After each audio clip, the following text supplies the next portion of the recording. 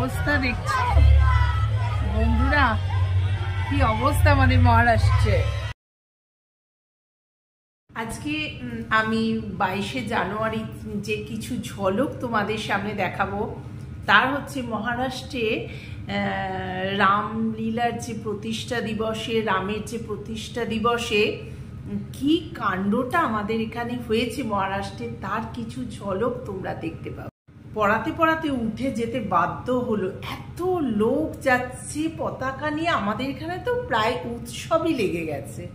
Good morning everyone, আমি কাবেরী জীবন কথা থেকে আবার নতুন একটা ব্লগ নিয়ে তোমাদের সামনে চলে এসেছি। ওই দিন যদি তোমরা মহারাষ্ট্রে দেখতে কি মানে উদযাপন করেছে, একদম দেওয়ালি মতো অবস্থা। কি বাজি ফাটছে, না পাচ্ছি পড়াতে, না পাচ্ছি কথা শুনতে, মানে একদম মনে হচ্ছে আজকেই বোধহয় কালী পুজো। কি বলবো।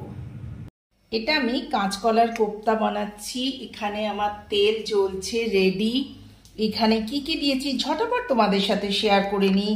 কাঁচকলা আলু অবভিয়াসলি সেদ্ধ করেছি, এর সাথে 2 চামচ বেসন দিয়েছি, নুন, মিষ্টি, ধনে জিরে গুঁড়ো, এই দেখো নারকোল কুচি দিয়েছি, বাদাম ভেজে দিয়েছি, লঙ্কা আদা কুচিয়ে দিয়েছি, পেঁয়াজ দিয়েছি, লঙ্কা গুঁড়ো দিয়েছি, সব একসাথে মিক্সড করে এবার বড়ার মতো করে গড়ে নিয়ে তারপর এটা আমি তেলে ছেড়ে ভাজবো। আজকে আমার এইটাই হচ্ছে রাত্রিরের ডিনারের প্রস্তুতি, কাঁচকলার কোপ্তা। এইবার হালকা করে ধিমে আঁচে এইগুলো গোল গোল করে ভেজে নিচ্ছি। দেখো চ্যাপটাও করতে পারো, ল্যাংচার মতো করতে পারো, গোলও করতে পারো। সেদিন একটা মজার কথা শেয়ার করি তোমাদের সাথে। এটা ভাজতে ভাজতে একটা দিদি আমায় লিখেছেন যে, হ্যাঁ নতুন আর কি দিদি, তা উনি আমারটা দেখে আমাকে লিখেছে, দিদি আপনি কি রান্না করে বিক্রি করেন দই মাংসটা দেখে। অবভিয়াসলি ওনার একটু অন্য ধারণা হয়ে গেছে, ভাবছি কি ব্যাপার। আমি বলছি হ্যাঁ না না, এটা আমার ডেইলি ব্লগ, আমি যেটা রান্না করি সেইটা আমি দেখাই। বলছে এটা আপনি নিজে বানাচ্ছেন? বলছি হ্যাঁ আমি যা বানাচ্ছি আমি তো আপনাদের সামনেই তুলে ধরছি। খুব মজা লেগেছে। খেতে উঠে এখন ঘড়িতে 4টে বাজে। দেখো এইগুলো বড়াগুলো ভাজা হয়ে গেল, কিছুটা রয়েছে এবার ভাজবো। আর এখানে কড়াই কিছুটা দিয়েছি, তাড়াতাড়ি উঠে রাত্রে জোগাড় করছি, কারণ পড়তে চলে আসবে তো সেই জন্যে একটু কাঁচকলার চপ করে তরকারি করব, তাই জন্য তাড়াতাড়ি এগুলো ভেজে রাখি। তারপর আমি সন্ধেবেলায় আরামসে এটার গ্রেভি তৈরি করে এটার মধ্যে দিয়ে দেবো। মোটামুটি কাজটা তো কিছু এগিয়ে থাকবে বলো।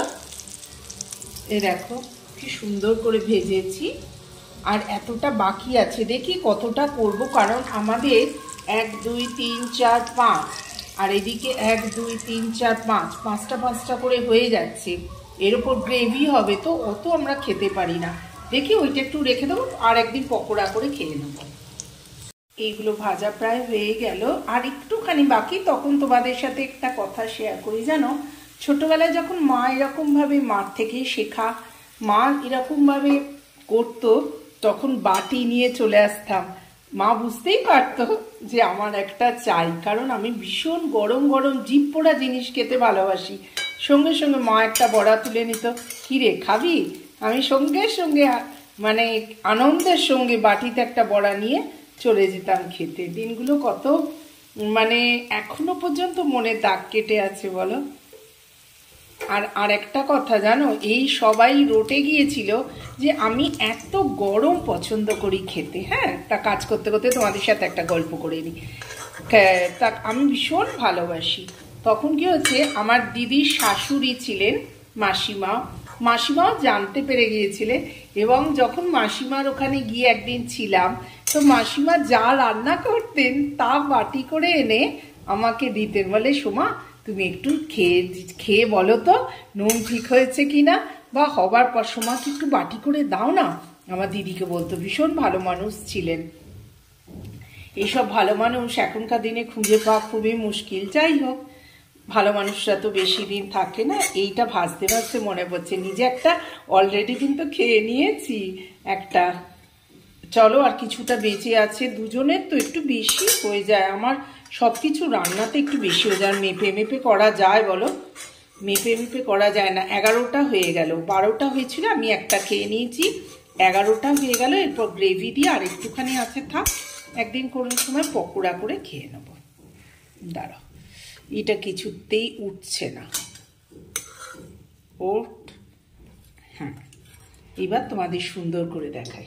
দেখো, আমার 11টা বড়া ভাজা রেডি হয়ে গেল। এইবার গ্রেভি টেভি করে রাত্রে রুটির সাথে কিছুটা কাজতে এগিয়ে রাখলেও এখন হইতে 4টে বাজে, 4:30 থেকে টিউশন। চলো